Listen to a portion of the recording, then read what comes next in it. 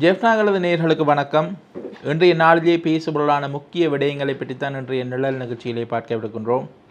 அந்த வகையிலே 6வது வாரமாக மயிலிட்டியிலே காணி உரிமையாளர்கள் தமது காணியை விடுவிக்க வலியுறுத்தி தொடர்ச்சியாக நடத்தி வரும் போராட்டம், பலாங்கொட கசப்ப தேரர் தொடர்பாக சாவகச்சேரி நீதிமன்றம் பிறப்பித்த கட்டளை,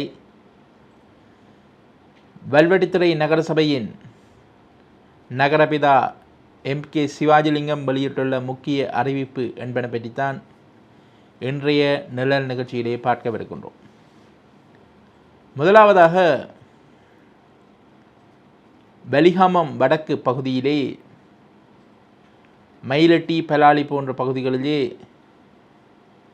மக்களினுடைய காணிகள் விடுவிக்கப்படாமல் பாதுகாப்பு படைவசம் கட்டுப்பாட்டிலே காணப்படுவது 30 வருடங்களுக்கு மேலாக அந்த அவல நிலை தொடர்ந்து வருகின்றது. இந்த நிலையிலே புதிய அரசாங்கம் ஆட்சிக்கு வந்து 2 வருடங்கள் ஆகவுள்ள நிலையிலே இன்னமும் காணி விடுவிப்பு என்பது பெரிய அளவில் இடம்பெறவில்லை.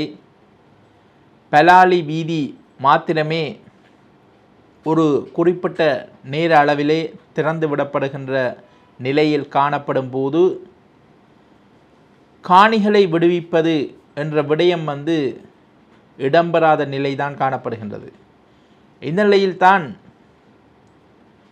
மயிலிட்டி பகுதியிலே காணி உரிமையாளர்கள் தங்களுடைய காணிகளை விடுவிக்குமாறு வலியுறுத்தி தொடர்ச்சியாக ஒவ்வொரு வெள்ளிக்கிழமைகளிலும் போராட்டங்களை நடத்தி வருகின்றார்கள்.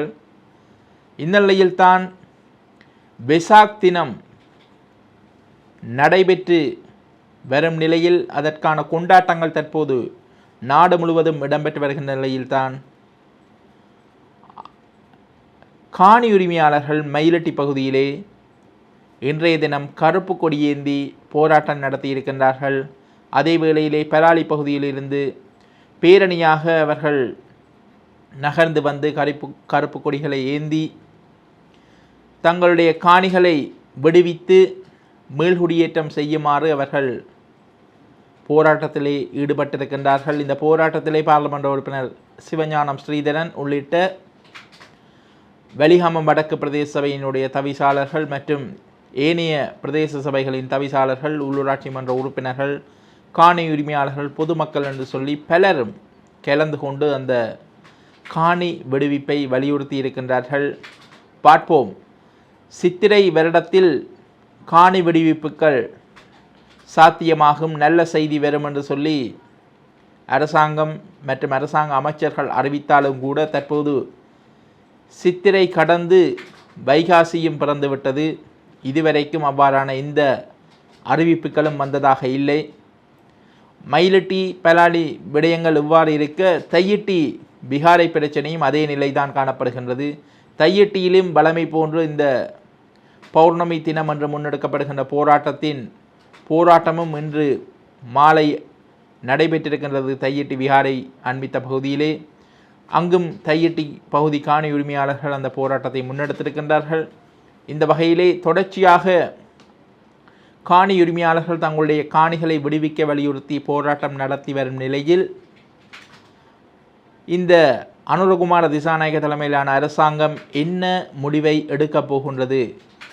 அண்மையிலே பாதுகாப்பு பிரதியமைச்சர் யாழ்ப்பாணம் காணிகளை விடுவிக்கப் போவதாக ஒரு படம் காட்டப்பட்டாலும் கூட அந்த படத்திலே உண்மையிலேயே ஏதாவது நடைபெறுமா என்று பார்த்தால் அங்கு எதுவும் நடைபெறப் போவதில்லை என்று உள்ளக தகவல்கள் தெரிவிக்கின்றன. குறிப்பாக அந்த கூட்டங்கள் முடிய வெளியிலே கருத்து தெரிவித்த கடற்றொழில் அமைச்சர் ராமலிங்கம் சந்திரசேகர் விரைவில் நல்ல செய்தி வரும் என்று சொல்லி தெரிவித்திருந்தார்.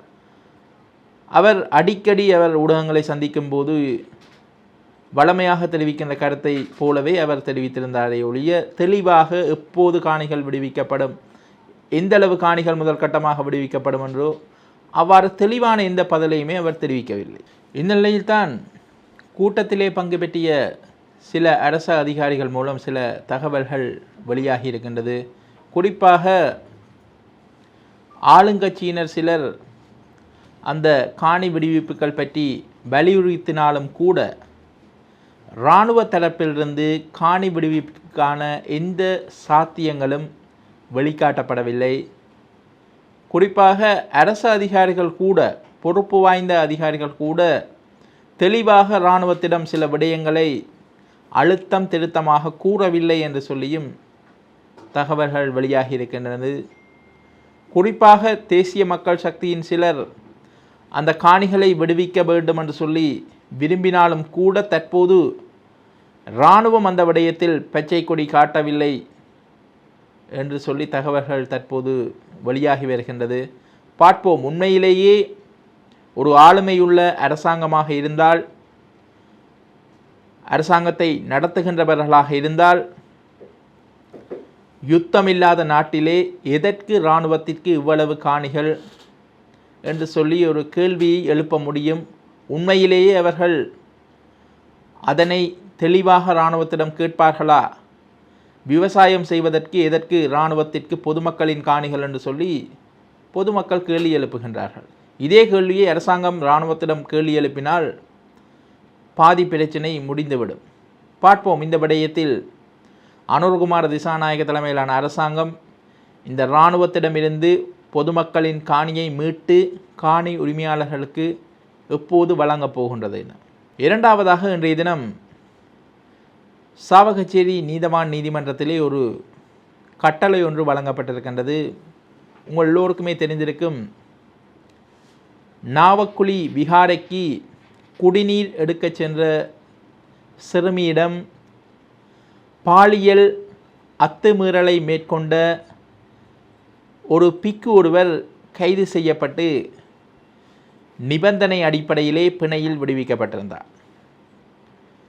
இந்த நிலையில்தான் கொழும்பிலே ஒரு ஊடக சந்திப்பொன்றை நடாத்திய பெலாங்கொட கசப்ப தேரர்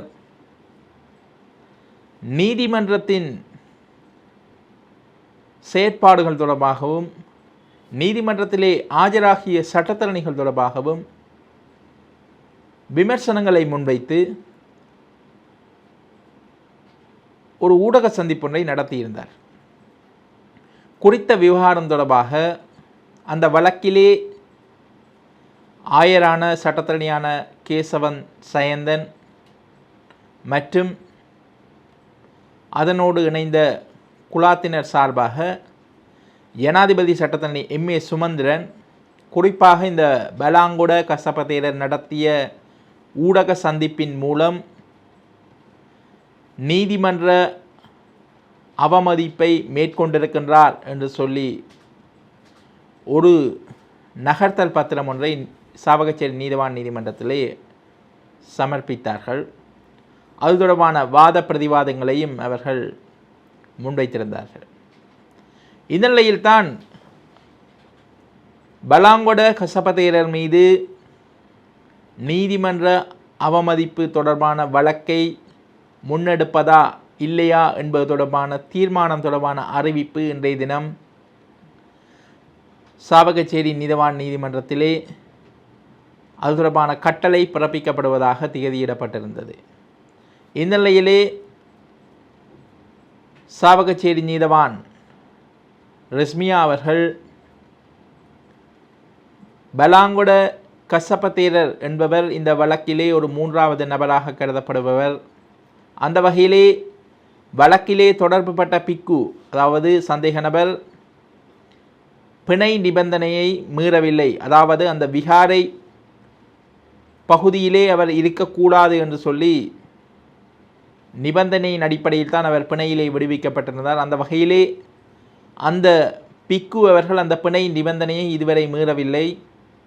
அந்த வகையிலே இந்த பெலாங்கொட கசப்ப தேரர் வெளியிட்ட கருத்து நீதிமன்ற அவமதிப்புக்கு உள்ளாவதற்கான எந்த தேவைப்பாடும் இல்லை. அந்த வகையிலே இந்த விடயத்தை நீதிமன்ற அவமதிப்புக்கு உள்ளான ஒரு விடயமாக கருத வேண்டிய அவசியமில்லை என தெரிவித்து சட்டத்தரணி கேசவன் சயந்தன் சமர்ப்பித்த அந்த நகர்த்தல் பத்திரம், அந்த விண்ணப்பம் சாவகச்சேரி நீதவான் நீதிமன்றத்தினால் நிராகரிக்கப்பட்டிருக்கின்றது. இந்த நிலையிலே குறித்த கட்டளைக்கு எதிராக யாழ்ப்பாணம் மேல் நீதிமன்றத்திலே மேன்முறையீடு செய்யப்படும் என்று சொல்லி ஜனாதிபதி சட்டத்தரணி எம்.ஏ. சுமந்திரன் தெரிவித்திருக்கின்றார். இதுவெல்லாமே இவ்வாறு இருக்க, அண்மையிலே இடம்பெற்ற ஒரு வெசாக் தின நிகழ்விலே உரையாற்றிய ஜனாதிபதி அனுரகுமார திசாநாயக்க அவர்கள் குறிப்பாக அண்மையிலே போதைப் பொருளுடன் கைது செய்யப்பட்ட 21 பிக்குகள் தொடர்பாக அங்கு மனவேதனைப்பட்டிருக்கின்றார். குறிப்பாக தர்மத்தை போதித்த பௌத்தம், நாங்கள் அந்த மதத்திலிருந்து வந்தவர்கள், அந்த வழியை பின்பற்றியவர்கள், இவ்வாறு இருக்கும் பொழுது பௌத்த துறவிகள் 21 பேர் போதைப் பொருளுடன் கைது செய்யப்பட்டார்கள். அந்த சமயத்திலே நான் உடனடியாக மகா சங்கத்தினரை தொடர்பு கொண்டு அது தொடர்பில் ஆலோசித்தேன். அப்போது அவர்கள் எனக்கு சொன்னது, அவர்களை பௌத்தத்திலிருந்து நீக்கிவிடுங்கள் என்று. ஆனாலும் கூட நாங்கள் எவ்வாறு அவர்களை கைது செய்து அழைத்து செல்ல முடியும் என்று சொல்லி அவர் அங்கு கருத்து தெரிவித்திருக்கின்றார். ஒரே நாடு, ஒரே சட்டம், ஒரே நீதி என்று சொல்லி வாய்கிழிய பலரும் பலவிதமாக பேசினாலும், அரசியலமைப்பிலே அனைவரும் சமம் என்று சொல்லி தெரிவித்தாலும் கூட, பௌத்தத்திற்கும் பௌத்த பிக்குவிற்கும் எந்தளவு தூரம் இங்கு ஒரு முக்கியத்துவம் கொடுக்கப்படுகின்றது என்பது நாட்டினுடைய தலைவர் ஜனாதிபதி அனுரகுமார திசாநாயக்கவின் கருத்திலிருந்து இதனை பார்க்க முடியும். குறிப்பாக ஒருவர் ஒரு தவறிழைத்தால் அவர் கைது செய்யப்பட்டு சட்ட நடவடிக்கைக்கு உட்படுத்தப்படுவது என்பது ஒரு இயற்கையான விடயம். இந்நிலையிலே அங்கு ஒரு பௌத்த பிக்குகள் தவறிழைத்து விட்டார்கள், அவர்களை எவ்வாறு நாங்கள் கைவிலங்கு போட்டு நீதிமன்றத்துக்கு கொண்டு செல்வது என்ற தோணியிலே அவர் அங்கு கேள்வி எழுப்புவாராக இருந்தால், அங்குள்ள சட்டம் அனைவருக்கும் சமம் என்ற விடயம் கேள்விக்குள்ளாகின்றது. இந்த நிலையில்தான் ஒரு நிர்வாகத்தின் முதன்மை ஸ்தானத்தில் இருக்கக்கூடிய ஜனாதிபதியே இவ்வாறு கூறும்போது, நீதியை வழங்குகின்ற அமைப்புகள் இந்த விடயத்தில் எவ்வாறு செயற்படும் என்பது சந்தேகம் இல்லை. மூன்றாவதாக, சிறுநீரக மாற்று சிகிச்சை மேற்கொள்ள வேண்டுமென அண்மையிலே வலியுறுத்திய வல்வெட்டித்துறை நகர சபையினுடைய நகரபிதாவும் முன்னாள் பாராளுமன்ற உறுப்பினருமான M.K. சிவாஜிலிங்கம் இன்றைய தினம் ஒரு பொதுமக்களுக்கான ஒரு அறிவிப்பொன்றினை வெளியிட்டிருக்கின்றார். அந்த வகையிலே 70 லட்சம் ரூபாய் பணம் தனதுடைய சிறுநீரக மாற்று சிகிச்சைக்காக தேவைப்படும் என்று சொல்லி அவர் அறிவித்த நாளிலிருந்து பெருமளவான பொதுமக்கள் உள்ளூரிலிருந்தும் புலம்பெயர் தேசங்களிலிருந்தும் பலரும் அந்த நிதி உதவிகளையும் வழங்கியிருந்தார்கள். இந்நிலையில்தான் M.K. சிவாஜிலிங்கம் அவர்கள் பொதுமக்களுக்கான ஒரு முக்கிய அறிவிப்பொன்றை இன்றைய தினம் விடுத்திருக்கின்றார். தனக்கு போதுமான நிதி கிடைக்கப்பெற்று விட்டது.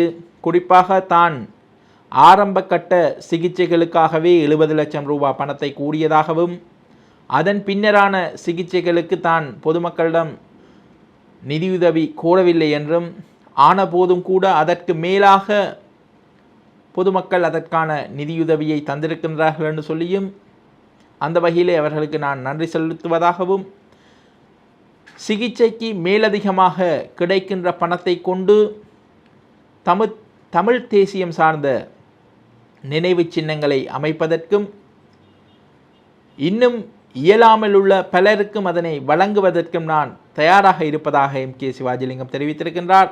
இதே வேளையிலே தன்னுடைய வங்கி கணக்கிலக்கத்துக்கு பெருமளவான இந்த நிதிகள் வந்தமை தொடர்பாக வங்கி அதிகாரிகள் தற்போது தன்னிடம் கேள்விகளை எழுப்பி வருவதாகவும் இது தொடர்பாக பொதுமக்கள் அச்சப்பட தேவையில்லை என்றும் தான் அதனை எதிர்கொள்ள தயாராக இருக்கின்றேன் என்று சொல்லியும் அவர் தெரிவித்திருக்கின்றார். மேலும் பல விடயங்கள் தொடர்பாக அவர் அங்கு தன்னுடைய நிலைப்பாடுகளை தெரிவிக்கின்றார். இந்த நிலையில்தான் சில தினங்களுக்கு முன்னால் மற்றொரு முன்னாள் போராளி ஒருவர் தனக்கும் அந்த சிறுநீரக மாற்று அறுவை சிகிச்சை செய்ய வேண்டி இருப்பதால் தனக்கும் நிதி உதவி தேவை என்று சொல்லி ஒரு ஊடக சந்திப்பொன்றை நடத்தியிருந்த நிலையிலே அவருக்கும் MK சிவாஜிலிங்கம் அவர்கள் தனக்கு கிடைத்த ஒரு நிதியிலிருந்து 2 லட்சம் ரூபாய் பணத்தை வழங்கியதாக தற்போது தகவல்கள் வெளியாகி இருக்கின்றது. உண்மையிலேயே சிவாஜிலிங்கம் அவர்கள் இந்த விடயத்திலே உயர்ந்து நிற்கின்றார். குறிப்பாக அவர் இதுவரை காலமும் அரசியலிலே பயணித்திருந்தாலும் கூட தனக்கென பெரிய அளவிலே எதையும் சேர்த்து கொள்ளாமல் தற்போது யாருக்காக அந்த அரசியலுக்கு வந்தாரோ அவர்களிடமேயே தற்போது உதவியை கேட்டு தற்போது அவர் நிற்கின்ற நிலையில்தான் அவர் பலராலும் வியர்ந்து பார்க்கப்படுகின்றார். இன்றைய நாளில் பேசப்படான முக்கிய விடயங்களை பற்றித்தான் இன்றைய நிழல் நிகழ்ச்சியிலே பார்த்தோம். மற்றொரு காணொளியில் மேலும் பல முக்கிய தகவல்களுடன் உங்களை சந்திக்கும் வரை உங்களிடமிருந்து விடைபெறும் நான் உங்கள் கலையமுதன். நன்றி, வணக்கம்.